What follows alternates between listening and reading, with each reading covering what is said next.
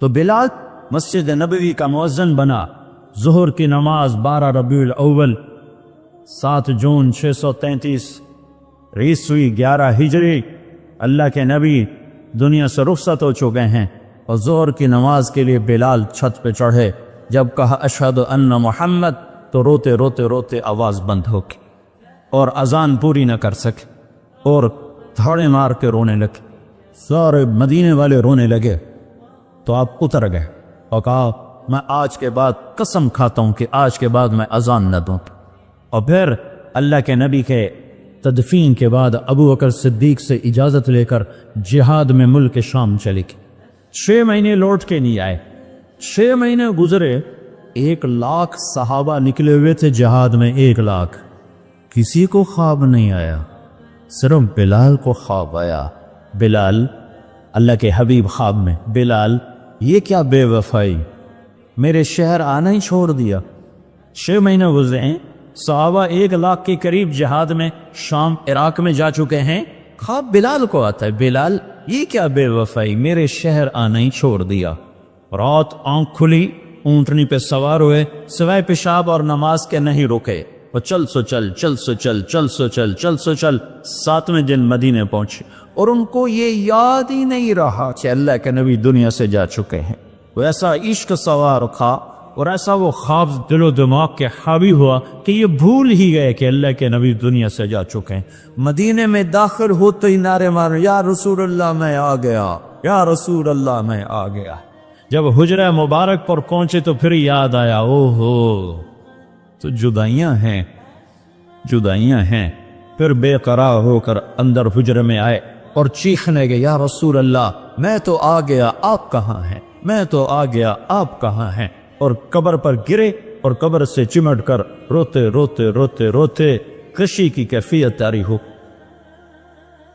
نماز کا وقت آ گیا، مسجد ساری بھر گئی، سب کی تمنا کہ آج بلال اذان دے، اور کسی کو ہمت نہیں ہو رہی بلال سے بات کر، تو صحابہ نے حسن حسین کو استعمال کیا، امامین ہمامین،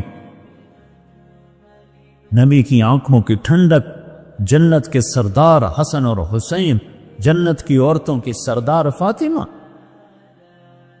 علی تجھے پتا ہے تیرا گھر کہاں ہے جنت میں؟ کہا جی نہیں، کہ جنت میں تیرا گھر میرے گھر کے سامنے ہے۔ تو دونوں کو صحابہ نے کہا، حضرت آج بلال سے کہو اذان دے، اور یہ کسی کے کہنے پر نہیں دیں گے۔ حسین 6 سال کے، حسن 7 سال کے، یہ دونوں معصوم بچے آئے اور حضرت بلال کے سامنے کھڑے ہو کر کہنے لگے، چچا ایک درخواست کر۔ کہ میرے بچوں میری تو جان قربان ہے، کیا حکم ہے؟ تفاضنا کو حکم کو، کہ جیسے ہمارے نانا کے لیے اذان آج ہمارے لیے تھے۔ تو بلال رضی اللہ عنہ پھوٹ پھوٹ کے رونے، کہنے لگے میں نے قسم کھائی تھی کہ میں اذان نہیں دوں گا، لیکن میں تمہاری خاطر تو جان بھی قربان ہے، قسم تو چھوٹی سی چیز ہے، میں قسم کا کفارہ دوں۔ اور ایسے چڑھے چھت پر، ایک انصاری عورت کا گھر تھا جس کی چھت پہ چڑھ کے اذان دیتے تھے، کانوں میں انگلیاں دے کے جو ہی کہا اللہ اکبر تو سارے مدینے میں کوہام مچ، اور عورتیں ننگے سر ننگے پاؤں روتی ہوئی گھروں سے باہر نکلے، اور مسجد نبوی میں چیخ چنگھڑا مچ گیا، نو لگا جیسے دور نبوت لوٹ کے واپس آ گیا۔ یہ شان ہے کہ محمد سے وفا تو نے تو ہم تیرے ہیں، یہ جہاں چیز ہے کیا لوح قلم تترے ہیں۔ پھر دوسرا واقعہ، جب بیت المقدس فتح ہوا اور حضرت عمر خود پہنچے، اور پہلی نماز مسجد اقصی میں ہونے لگی ہے، اور جمعے کا دن ہے، جمعے کے دن لشکر اسلام داخل ہوا، عمر رضی اللہ عنہ قائد ہیں، جمعے کی اذان ہونے لگی تو 36,000 کا لشکر تھا، تو سب نے آ کر منت کی بلال کی کہ اذان، انہیں مانے تو اب حضرت عمر نے کہا، بلال بلال یہ دیکھو آج اذان دیتے، تو بلال وہ صخرہ پہ سوار ہوئے، وہ جو گنبد سے نظر آتا ہے اس کے نیچے ایک چٹان ہے جہاں براق باندھا گیا تھا، تو اس پہ سوار ہوئے، اور جو ہی کہا اللہ اکبر تو یہ 36,000 کا لشکر روتے روتے زمین پر گر گیا۔ یہ اللہ کے حبیب کی اطاعت کی عزت ہے۔ اپنی زندگی کو ڈھالو اللہ کے محبوب کے طریقوں میں، اللہ کے محبوب کے سانچوں میں۔ فلا وربک لا یؤمنون حتی یحکموک فیما شجر بینہم، قرآن کی سب سے خوبصورت قسم، اے میرے حبیب لاہور والوں کو بتا دے کہ مجھے تیرے رب کی قسم، سبحان اللہ، کیا قسم اللہ نے اٹھائی ہے، اے میرے حبیب یہ تیرے رب کی قسم۔ یہ عشق کی انتہا ہے، محبت کی انتہا ہے کہ اللہ تعالیٰ ہے خود ہی رب محمد ہے، لیکن قسم یوں اٹھا رہا ہے جس سے رب محمد کوئی اور ہے، قسم اٹھانے والا کوئی اور ہے، کہہ رہا مجھے تیرے رب کی قسم۔ میں اس کو اردو میں کبھی بھی بیان نہ کر پاؤں گا، اور دنیا کا کوئی بھی شخص اس کو اردو میں، انگریزی میں، ہندی میں، فارسی میں ڈال سکتا۔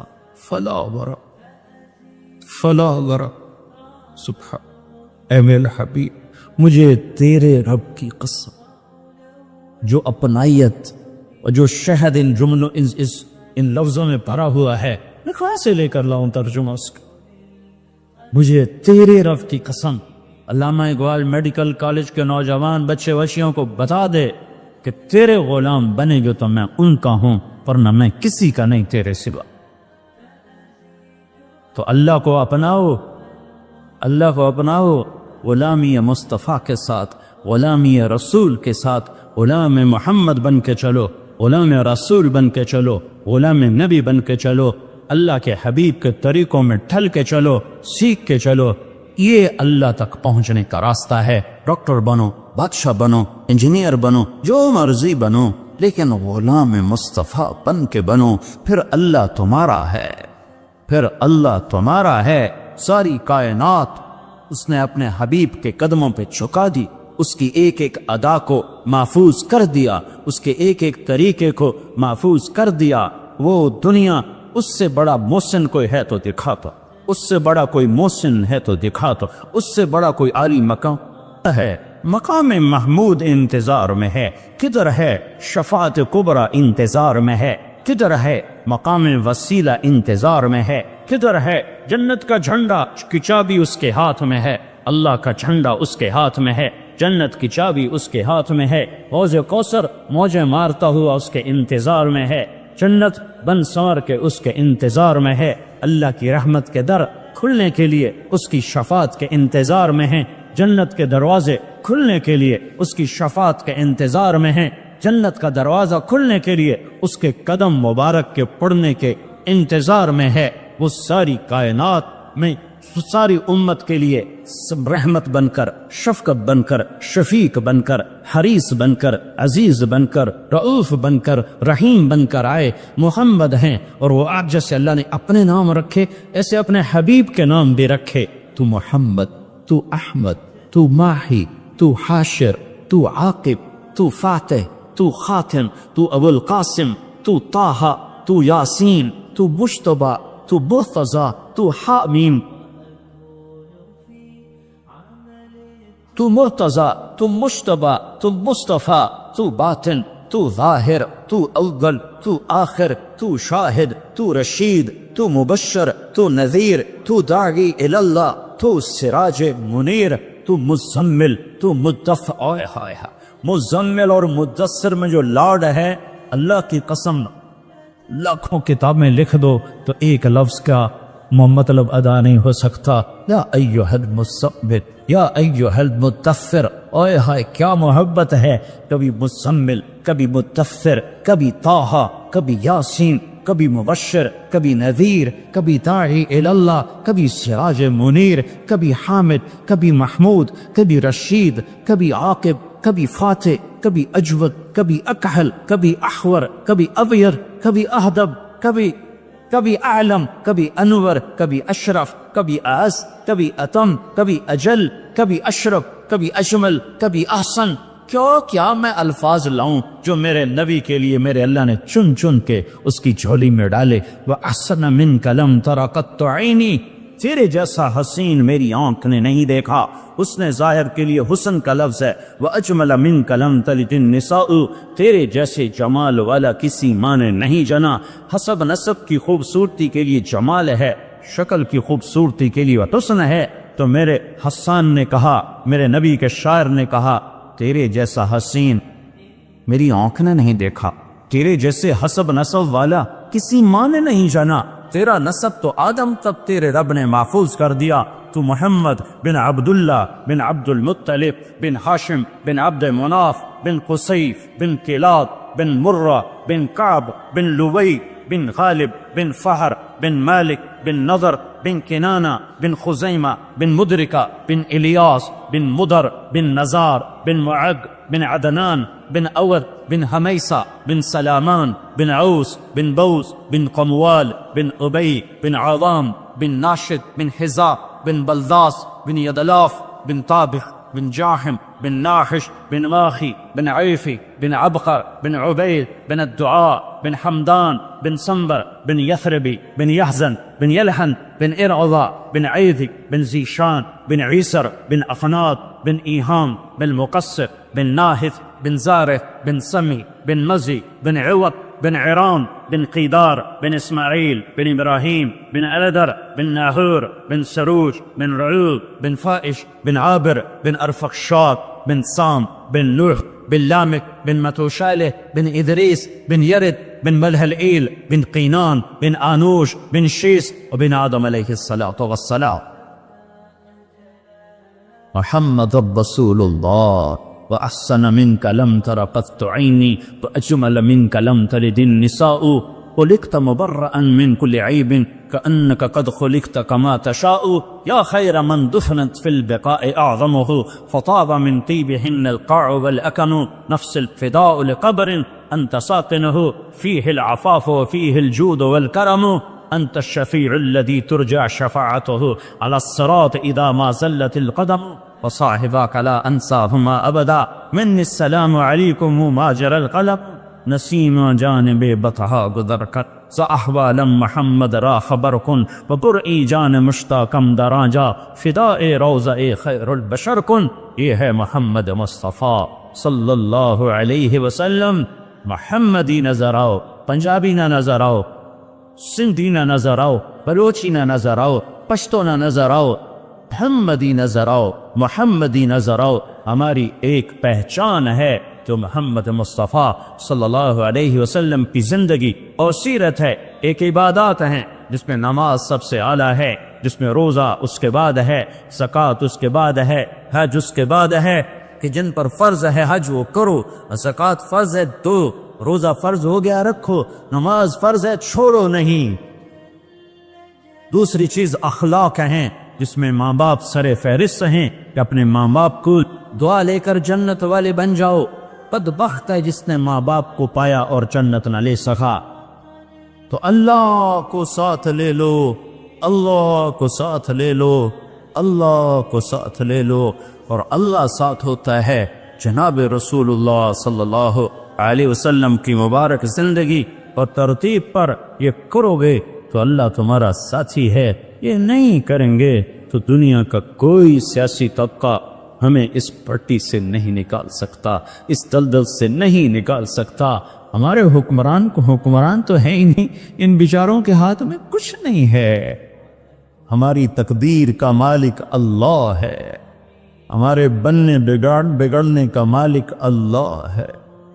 وَلَوْ أَنَّ أَهْلَ الْقُرَىٰ آمَنُوا وَاتَّقَوْا لَفَتَحْنَا عَلَيْهِمْ بَرَكَاتٍ مِّنَ السَّمَاءِ وَالْأَرْضِ. تم میری مان جاؤ، میں زمین آسمان کی برتوں کے دروازے کھول دوں. میں حکمرانوں کو اس لیے دوش نہیں دیتا کہ حکمران فوج پولیس افسر شاہی 15-20 لاکھ سے زیادہ نہیں ہیں. زیادہ چھلانگ مارو، یہ سارا مجمع 20 لاکھ کا ہوگا اور آبادی 15 کروڑ ہے.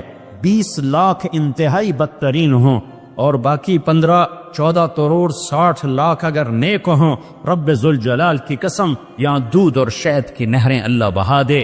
حکمران نہیں، طارق جمیل بگڑا ہوا ہے، تاجر بگڑا ہوا ہے، زمیندار بگڑا ہوا ہے، عورت بگڑی ہوئی ہے، مرد بگڑا ہوا ہے، جوان باغی ہے، بوڑھے باغی ہیں، غریب باغی ہیں، مالدار باغی ہیں. سارے ہم اس کشتی کے دبونے میں، صرف ناخدا ملہ کا ہاتھ نہیں ہے، مسافروں کے ہاتھ میں بھی بھرمے ہیں اور اپنی کشتی میں چھید کر رہے ہیں۔ 50-15 کروڑ میں 2-4 کروڑ بھی برے ہوں تو کچھ نہیں ہوتا، باقی اگر صحیح ہوں نہیں، ہم سب نافرمان ہو چکے ہیں۔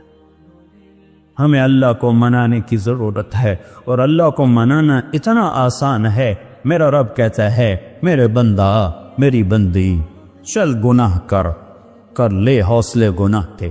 کتنے کر؟ زمین بھر دے، اور کتنے کر؟ چاند تاروں کو بھر دے، اور کتنے کر؟ خلا کو بھر دے، اور کتنے کر؟ تے بتے چڑھ جا، اور کتنے کر؟ آسمان کی چھت کو اپنے گناہ لگا دے۔ مجھ سے کروڑوں اربوں سال کی عمر لے اور گناہ کے اسباب لے، اور کرتا کرتا کرتا تے بتے آسمان کی چھت کو لگا دے۔ پھر ایک دفعہ، صرف ایک دفعہ کہہ یا اللہ معاف کر دے، تو میں سارے ہی معاف کر دوں۔ میں منتیں نہیں کرواؤں گا، ماں منتیں کرواتی ہے، باپ منتیں کرواتا ہے، میں نہیں کروں۔ تو کہے گا یا اللہ معاف کر، میں کہوں گا جاؤ معاف کر دیا۔ تو میرے عزیزو، سب جوان بیٹھے ہو، آج توبہ کر کے اٹھو، تبلیغ میں وقت لگاؤ۔ تبلیغ اللہ رسول سے محبت کا بہت بڑا کام ہو رہا ہے۔ بڑے صدیوں کے بعد ایک کام ملا ہے جو فرقہ واریت سے پاک ہے، جو تعصب سے پاک ہے، جو طعن و تشنیع اور تنقید سے پاک ہے۔ اپنے رب سے صلح کرو، تبلیغ میں وقت لگاؤ، چاہے جب تمہیں چھٹیاں ہوں 4 مہینے لگاؤ، 40 دن لگاؤ، ہر مہینے 3 دن لگاؤ۔ لیکن ابھی یہ کئی ہزار نوجوان بیٹھے ہیں، سارے مرد عورت بچے بچیاں، آج توبہ کر کے اٹھو۔ یہ میرا سب سے مطالبہ ہے کہ آج تک اپنی مرضی کی گزاری، آج کے بعد اللہ کی مرضی کی گزاریں گے۔ تو نیت کرو کہ آج ہم نے توبہ کر کے اٹھنا ہے، ٹھیک ہے؟ نیت کرتے ہو؟ سارے کہو یا اللہ میری توبہ، پھر کہو یا اللہ میری توبہ، پھر کہو یا اللہ میری توبہ۔ اگر یہ توبہ آپ سامنے بچے بچیوں مرد عورتوں نے کر لی ہے تو آپ کو مبارک ہو، آپ کے سب گناہ معاف ہو چکے ہیں۔ آپ سب ایسے بیٹھے ہو جسے ابھی ماں نے جنم دیا ہو۔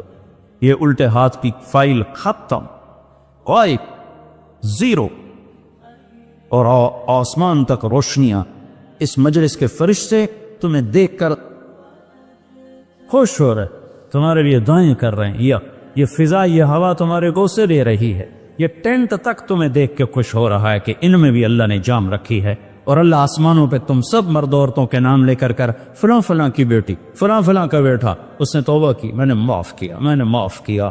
توبہ پر معافی کے اعلان ہو رہے ہیں۔ جب کبھی دوبارہ ٹوٹ جائے تو پھر کر لینا، اللہ پھر معاف کر دے۔ تو نیت کرتے ہو نا سارے وہ نیت کرتے ہو نا؟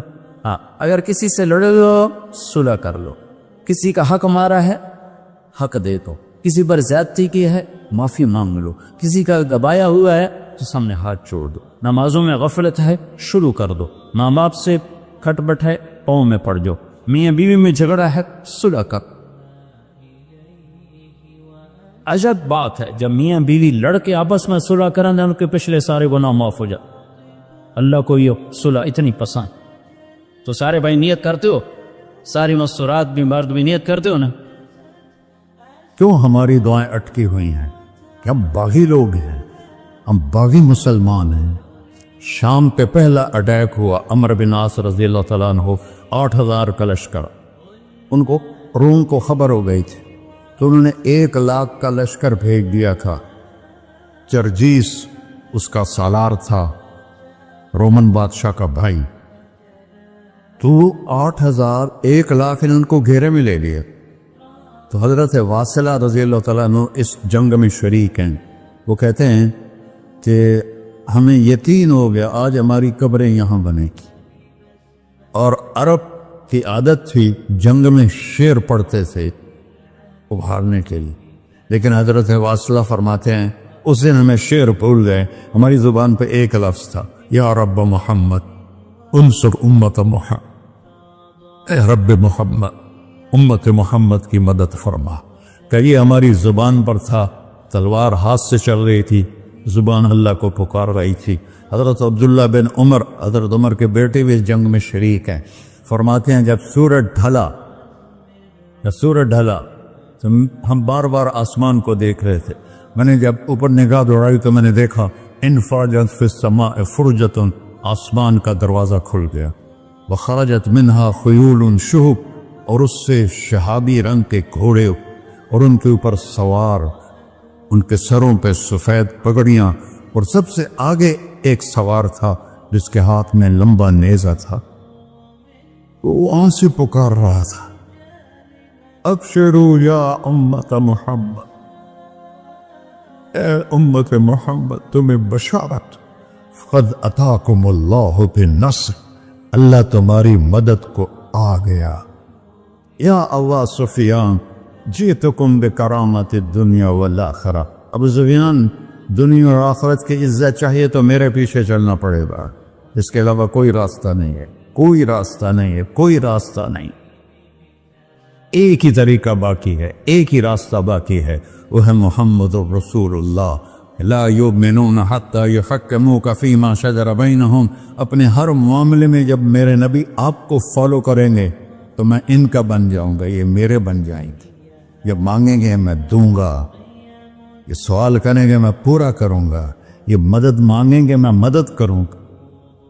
کیوں ہماری دعائیں اٹکی ہوئی ہیں؟ کہ ہم باغی لوگ ہیں، ہم باغی مسلمان ہیں، ہم باغی مسلمان ہیں۔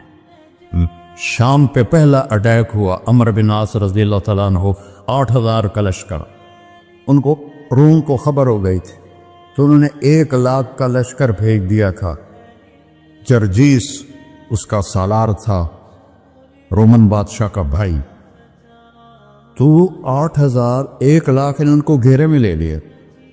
تو حضرت واصلہ رضی اللہ تعالیٰ عنہ اس جنگ میں شریک ہیں، وہ کہتے ہیں کہ ہمیں یقین ہو گیا آج ہماری قبریں یہاں بنے گی، اور عرب کی عادت تھی جنگ میں شعر پڑھتے تھے ابھارنے کے لیے، لیکن حضرت واصلہ فرماتے ہیں اس دن ہمیں شعر بھول گئے، ہماری زبان پہ ایک لفظ تھا، یا رب محمد انصر امت محمد، اے رب محمد امت محمد کی مدد فرما، کہ یہ ہماری زبان پر تھا، تلوار ہاتھ سے چل رہی تھی، زبان اللہ کو پکار رہی تھی۔ حضرت عبداللہ بن عمر، حضرت عمر کے بیٹے بھی اس جنگ میں شریک ہیں، فرماتے ہیں جب سورج ڈھلا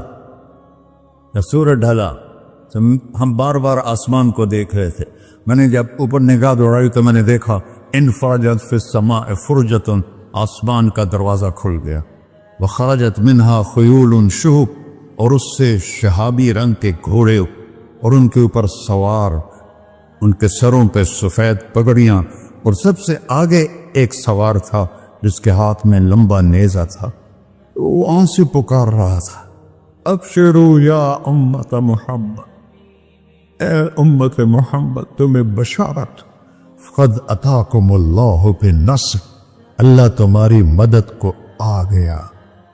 فرماتے ہیں وہ ایسے آئے اور ہمارے اندر غائب ہو گئے، اور آدھے گھنٹے بعد 1,00,000 کا لشکر دوڑ رہا تھا 8,000 کے سامنے۔ کبھی ہم بھی تم میں بھی چاہا تھی، کبھی ہم بھی تم میں بھی راہ تھی، کبھی ہم بھی تم بھی تھے آشنا، تمہیں یاد ہو کہ نہ یاد ہو۔ میرے نبی کی زندگی مکمل نمونہ ہے، مکمل، اس کو فالو کرنا ہے، پھر بلڈر بنو، ذمہ دار بنو، پھر ڈاکٹر بنو، پھر تاجر بنو، سائنسدان بنو، عورت ہے مرد ہے جو بھی ہے، کامیابی اس کے ماتھے کا جھومر بن جائے گا کہ وہاں ایک ہی سکہ چلتا ہے، وہ محمد رسول اللہ۔ تو بھائیو مجھے یہی مختصر بات کرنی تھی کہ اس دنیا کے پیچھے ان دو ہستیوں کو پیچھے نہ کرو، ان کو ناراض نہ کرو۔ یزید نے اہل بیت کا خون کیا، اور اتنا بڑا واقعہ ہے کربلا کہ دنیا کی تاریخ میں نہ پہلے کبھی ہوا نہ بعد میں کہ رسول کی نسل کے 18 نوجوان ذبح کر دیے جائیں۔ یزید 90 لاکھ مربع میل پہ حکومت، 90 لاکھ مربع میل، 42 سال کی عمر میں مر گیا۔ اس کا بیٹا معاویہ بن یزید رحمت اللہ علیہ 22 سال کی عمر میں تخت پر بیٹھا۔ باپ نے 3 بر اعظم میں حکومت پھیلائی ہوئی ہے، دادا نے پھیلائی تھی، باپ نے اس کو بڑھایا۔ یزید کے زمانے میں بھی فتوحات ہوئی، اب یہ 3 بر اعظم پر اس نوجوان کی حکومت ہے. یہ بلڈر نہیں ہے، یہ بادشاہ آج کل کے صدر وزیر نہیں ہیں، 2 ٹکے کی ان کی قیمت کوئی نہیں ہے. مطلق بادشاہ ہے. 40 دن حکومت کی اور سارے خاندان کو بلایا اور کہنے لگا اب تصور کرو 22 سال کا ایک شہزادہ ہو، وہ 3 بر اعظم اس کے سامنے ایسے جھکا ہوا ہو، تو اس کو کیسے آپ میئر کر سکتے ہیں؟ جبکہ کاغذ کے نوٹ نہیں تھے، سونا تھا، چاندی تھی، ہیرے تھے، اصل دولت تھی. یہ کاغذ کوئی دولت ہے؟ یہ تو یہودیوں نے آپ کو بیوقوف بنایا ہوا ہے. انہیں سب کو اکٹھا کیا. اس نے ایک چھوٹا سا خطبہ دیا. کہنے لگا کانا ابی جبارن، میرا باپ ظالم تھا، اس نے اہل بیت کا خون کیا، اور جس تخت کے نیچے اہل بیت کا خون ہو میں اس پہ لعنت بھیجتا ہوں. یہ ہے تمہاری سلطنت، جس کو چاہو دے دو، میں بری ہوں. 3 بر اعظم کی حکومت اللہ رسول پہ قربان کر کے گھر بیٹھ گیا. اور آج اس کو کس عزت کے ساتھ میں سنا رہا ہوں. اس کے باپ کو بولتے ہوئے میرا لہجہ کیسا تھا، اور اس کے بیٹے کو بولتے ہوئے میرا لہجہ کیسا ہے. 3 بر اعظم کی سلطنت چھوڑ دی کہ اس کے نیچے اہل بیت کا خون ہے، مجھے نہیں چاہیے. تو اللہ اور اس کے رسول کو راضی کرنے کے لیے بڑے سے بڑا سودا بھی سستا ہے، بڑے سے بڑا سودا بھی سستا ہے. ایک صحابی آئے، یا رسول اللہ میرے پڑوسی ہے، اس کی کھجور ایسے میرے گھر میں آتی ہے، اس پر جب پھل پکتا ہے تو وہ گرتا ہے، میرے چھوٹے چھوٹے بچے اٹھا کے کھانے لگتے ہیں، ادھر سے بھاگ کے آتا ان کے منہ سے نکال لیتا ہے. اس کی تو محنت کریں کہ اتنے سخت منافق تھا، اس کی اتنی سختی نہ کرے. تو آپ نے اسے بلایا، کہا بھائی ایک سودا کرتے ہو؟ کہا جی. یہ کھجور مجھے دے دو اور میں جنت میں کھجور دنوں لے کے دیتا ہوں. کہنے لگا یا رسول اللہ کوئی اور آپ فرماتے تو میں ضرور حاضر کر دیتا، یہ کھجور تو مجھے میرے بچوں کو بہت پسند ہے، میں تو معافی چاہتا ہوں. اٹھائی منافق تو اس نے معافی مانگنی تھی. وہاں ایک صحابی بیٹھے تھے ابو الدحداح. جب وہ چلا گیا تو کہنے لگے یا رسول اللہ اگر میں آپ کو یہ کھجور لے کے دے دوں تو مجھے جنت میں کھجور لے کر دیں گے؟ کہنے لگے ہاں سودا پکا ہے. تو وہ گیا اس کے پیچھے، کہنے لگا بھائی کھجور بیچو گے؟ کہا نہیں. کہا بھائی بیچ دو. ارے جا میں نے رسول اللہ کو نہیں بیچی، تجھے کیسے بیچوں گا؟ انہوں نے کہا منہ مانگی قیمت لے لے. منہ سے بول کیا لینا چاہتا. ابو الدحداح کا باغ تھا تیار، 600 کھجوریں. میں ذمہ دار ہوں، مجھے پتا ہے کہ 600 کھجوروں کی کتنی قیمت ہوتی ہے. جی جیسے آپ بلڈنگ کو جانتے ہیں، میں نہیں جانتا، آپ ذمہ داروں کو نہیں جانتے، میں جانتا ہوں. 600 کھجوروں کا باغ. تو اس نے اس کو لاجواب کرنے کے لیے کہا اپنا باغ دے دے، کھجور لے لے. اب یہ کہتا ہے فروغ تو نہیں. اب لوگ تاجر بیٹھے ہیں، اس کے بول کی طاقت دیکھو، اس سے کہہ رہا ہے اب معاہدے سے پھرو گے تو نہیں. انہوں نے کہا میں پاگل ہوں جو پھروں، میں نے 600 کھجوروں کا باغ لگ گیا. انہوں نے کہا چل ڈن، 600 کھجوروں کا باغ تیرا اور یہ کھجور میری. اور وہاں سے سیدھا گیا اپنے باغ میں. کھجوروں کا زمانہ تھا تو مدینے والے کھجوروں کے پھل کے زمانے میں باغ میں شفٹ ہو جاتے تھے، چھوٹے چھوٹے بنائے ہوتے تھے کمرے، وہاں بچے وہ سب رہتے تھے، کھجوروں کی پہرہ داری بھی اور توڑنا بھی. تو وہ ہائے قربان جاؤں نبی کے صحابہ پر، وہ باغ میں اندر نہیں گئے، باہر کھڑے ہو کہ کہیں نیت نہ بدل جائے. اتنا بڑا باغ دیکھتے ہوئے باہر سے پکارا ام الدحداح بیگم، کہ جی کہ باہر آ جاؤ، بچوں کو بھی لے کے آ جاؤ. کیا ہوا؟ کہا میں نے باغ بیچ دیا. انہوں نے کہا کتنے میں؟ کہ جنت میں کھجور مل گئی. وہ کہنے لگی ربح البیع ربح البیع ربح البیع. واہ ابو الدحداح کیا سودا کیا تم، کیا سودا کیا تو. ارے کہ عورتیں زیادہ شور میں جاتی مروا دیتا ہے، بچے کے دکھا سے تمہیں کے دکھا سا. ربح البیع. اس کے بعد بھاگا ہوا آیا اللہ کے نبی کے پاس، یا رسول اللہ میں نے کھجور خرید، آپ اس انصاری کو دے دے. تو آپ نے پوچھا کتنے میں خریدی؟ کا سارا باغ دے دیا ہے، کھجور لے لی۔ آپ نے کہا پہلا سودا کینسل، کم من عذق رداح ودار فیاح لأب التحداح۔ اب تیرے لیے میں دیکھ رہا ہوں تیرے رب نے جنت میں کھجوروں کے باغ لگا دیے ہیں، اور تیرے کوٹھے کی جگہ کھجوروں میں محل بنا دیے ہیں سونے چاندی کے۔ جنت میں تو مٹی نام کی شے کوئی نہیں، لوہے نام کی شے کوئی نہیں، ایک ہر گھر ایک اینٹ سونے کی، ایک چاندی کی، ایک زمرد کی، ایک یاقوت کی، مشک کا گارا اور زعفران کی گھاس، اور اس کا لنٹر اللہ کا عرش ہے۔ تو سودے کر گئے، اب سب کچھ کرو، اللہ رسول کو پیچھے نہ چھوڑا، کیونکہ ہمیشہ تو زندہ نہیں رہنا، چلے جانا ہے۔ دنیا میں سب سے بڑا محل بنایا تھا کسریٰ نے، نوشیروان کے پوتے خسرو پرویز نے، جس نے ہمارے نبی کا خط پھاڑا تھا۔ 40,000 پلرز پر وہ گھر تھا۔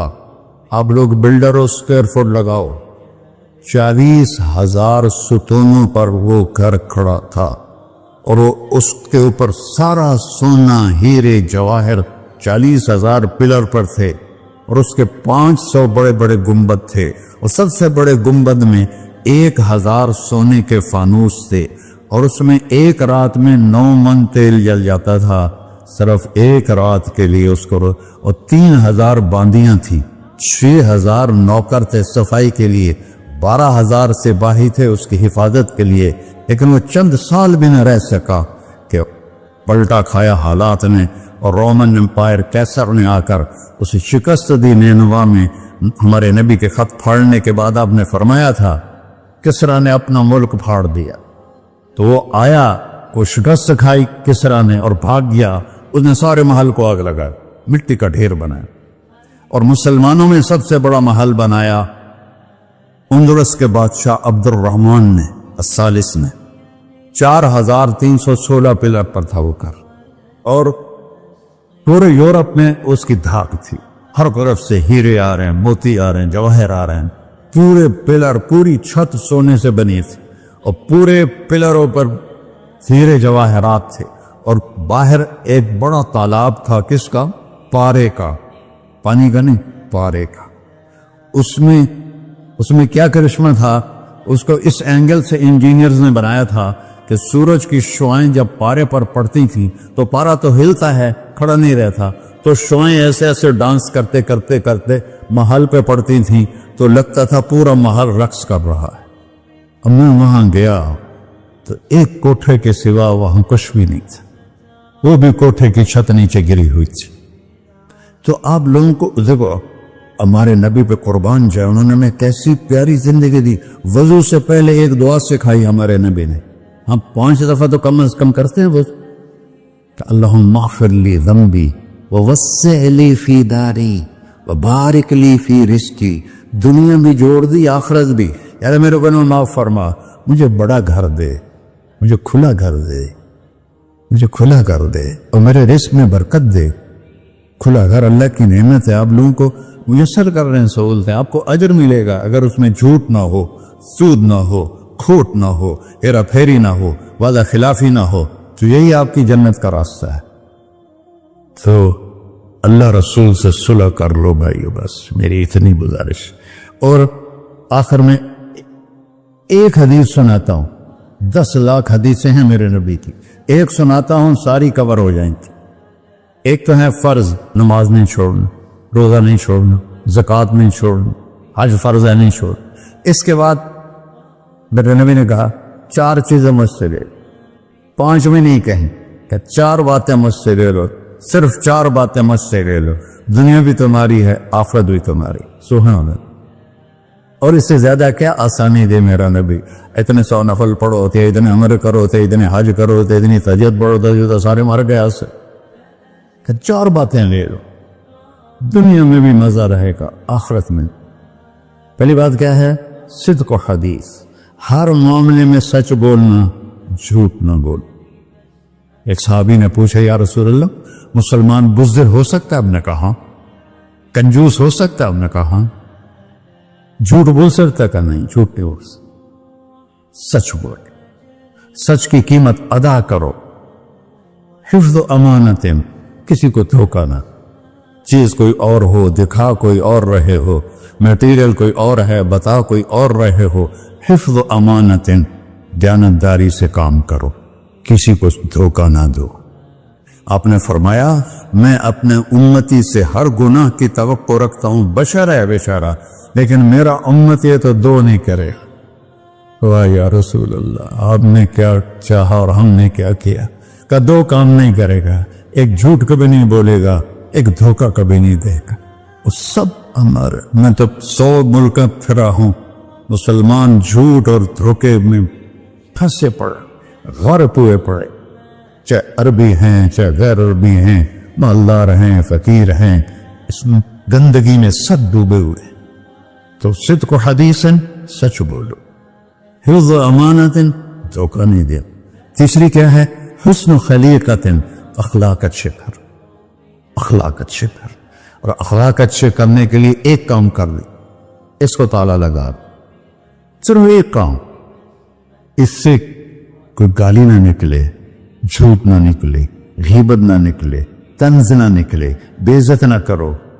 आमतौर पर हमारे माहौल में नौकरों को बहुत डांट डपट होती है, इसको काबू में रखो। सोचो इसी जगह मैं होता नौकर तो मैं ये पसंद करता। अपने अखलाक की चाबी है जुबान का मीठा बोल, और खास तौर पर वालिदैन के साथ, और सबसे ज्यादा अहम बीवी के साथ। मेरे नबी ने फरमाया बेहतरीन मुसलमान वो है जो बीवी से अच्छा सलूक करता हो, कि वो माँ बाप बहन भाई घर सहेली माहौल सकाफत तहजीब सब कुछ छोड़कर एक बोल के साथ आपके घर आ जाती, आपके बच्चे का 9 महीने बोझ उठाती है, उसको दूध पिलाती है, उसकी छातियां लटक जाती हैं, कभी आपके लिए वो नाश्ता बना रही है, कभी खाना बना रही है, कभी आपके कपड़े का ख्याल कर रही है, और आप एक छोटी सी बात पर उसकी इज्जत उतार के फेंक देते। तो मेरे नबी ने फरमाया सबसे बेहतरीन मुसलमान वो है जो बीवी के साथ हुस्न सलूक करता हो। फिर आपने कहा और मेरा सलूक अपनी बीवियों से सबसे ज्यादा अच्छा है। इजहार मोहब्बत करो, माँ से, बाप से, औलाद से, बीवी से। इजहार बहुत जरूरी, ये प्रेजेंटेशन इजहार ही तो था। ये इजहार ना हो तो पता कैसे चले? मैं माँ के पाँव चूमूं, बाप का माथा चूमूं, उनके आगे नौकर बन के खड़े हो। बीवी से कहो मुझे तुमसे बहुत प्यार है। वो अच्छा कपड़ा पहने तारीफ करो, अच्छा खाना बनाए तारीफ करो। इंसान भूखा है इस चीज का, मेरे नबी से बढ़कर कोई हो सकता है? आप हजरत आयशा से फरमा रहे हैं, जो हजरत आयशा कुमारी भी थी, छोटी भी थी। हजरत आयशा, जिसने अल्लाह को देखा हो उसके लिए औरत कोई चीज नहीं है। एक हदीस सुनाता, माली फिन निसाए मिन रग़बा, मुझे औरतों की कोई रग़बत नहीं। अल्लाह को देखने के बाद किस चीज की रग़बत? हमने कहा आयशा, इन्नहु लयुहव्विनु अलैया अल-मौत अन उरीतुकी ज़ौजती फिल जन्नह। आयशा, जब से मुझे पता चला है ना तू जन्नत में मेरी बीवी है, तो मुझे तो मौत ही अच्छी लगने लग गई। ये इजहार मोहब्बत हमें सिखाया अपने बच्चों के साथ भी। मेरे बच्चे बड़े हो गए लेकिन मैंने ऐसे गले लगाता हूं जैसे ये छोटे बच्चे, कि ये मोहब्बत ट्रांसफर होती है, हम इजहार नहीं कर सकते। वो बच्चों पर अपनी राय मुसल्लत न कहो, कि वो बड़े हो जाएं तो शरीयत ने उनको हक दिया है, इससे आपका घर खूबसूरत बन जाएगा। ये मेरे नबी की प्यारी जिंदगी के चंद तो सफ़हात मैंने आपके सामने पेश किए हैं। तो तवील दास्तां है, सुनाते सुनाते उम्र भी बीत जाए तो एक जर्रा भी अदा न होगा, लेकिन खुलासतन मैंने आपसे अर्ज कर दिया। सिद्क़ हदीसन, हिफ्ज़ अमानतिन, हुस्न खलीक़तिन, सच्चाई, देनादारी, अखलाक, और चौथा और आखिरी इफ़्फ़तन फ़ी तुअमतिन, रिज़्क़ हलाल कमाओ, रिज़्क़ हलाल कमाओ। मन अमसा कालम बेअमल यदिही अमसा मग़फ़ूरन लहू। मुस्लिम शरीफ की हदीस है, जो सुबह से शाम तक अपने दुनिया के कामों में हलाल और रिज़्क़ की तलाश में थक के घर जाता है, उसके उस दिन के सारे गुनाह माफ हो जाते। कितना बड़ा अमल है रिज़्क़ हलाल, बंदगी बन जाता है। आपने सहाबी को देखा, उनके हाथों पे छाले नहीं, वो जो मजदूरों के निशान होते हैं ना, कई चला चला के, वो थे। تو آپ نے اس سے پوچھا سعد یہ کیا ہے؟ کہ یا رسول اللہ بچوں کے لیے روزی کماتا ہوں، اپنے ہاتھ سے کام کرتا ہوں، تو میرے ہاتھوں پہ یہ نشان پڑ گئے۔ تو آپ نے ان کا ہاتھ ایسے پکڑ سب کو دکھا کر ایسے اس کا بوسہ لیا، پھر فرمایا جو ہاتھ بچوں کو حلال کھلاتے ہوئے ایسا ہو جاتا ہے اس پہ جہنم کی آگ حرام ہو جاتی۔ صرف نماز سے نہیں گناہ معاف ہوتے، حج سے نہیں معاف ہوتے، رزق کے حلال کے کمانے سے بھی روزانہ کی صفائی ہو جاتی ہے۔ تو ابھی سودا ہے اللہ رسول سے کر لو تو موج ہی موج ہے، اور اگر انہیں بکھیڑوں میں پڑے گئے تو مر کے زیرو ہی ہونا ہوتا ہے، کچھ بھی ساتھ نہیں جاتا۔ تو اللہ مجھے بھی توفیق دے، اللہ آپ کو بھی توفیق دے کہ ہم اپنے نبی کی زندگی کو اور اپنے رب کو سامنے رکھ کر زندگی گزاریں، اور آپس میں اگر لڑے ہوئے ہو صلح کر لو، آپس میں کوئی لڑو، دیکھو جھگڑا ہو جاتا ہے، بول چال بند نہ کرو، جھگڑا ماں سے بھی ہو جاتا ہے، باپ سے بھی، بیوی سے بھی، بول چال بند نہ کرو، نہیں بس ساڈا بائی کاٹ۔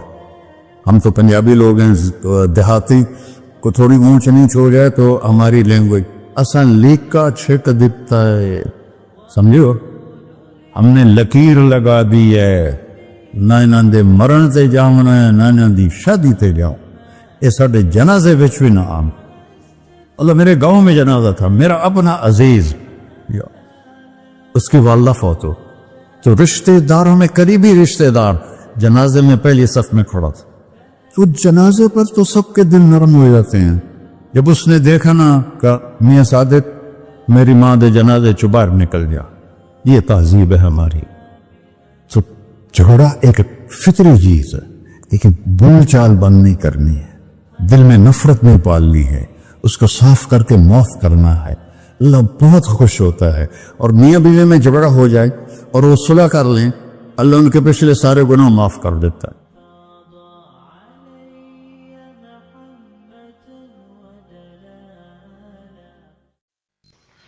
اللهم صل على سيدنا ومولانا محمد وعلى سيدنا علي وسيدتنا فاطمة وسيدتنا زينب وسيدنا حسن وسيدنا حسين۔ اللهم صل على سيدنا ومولانا محمد۔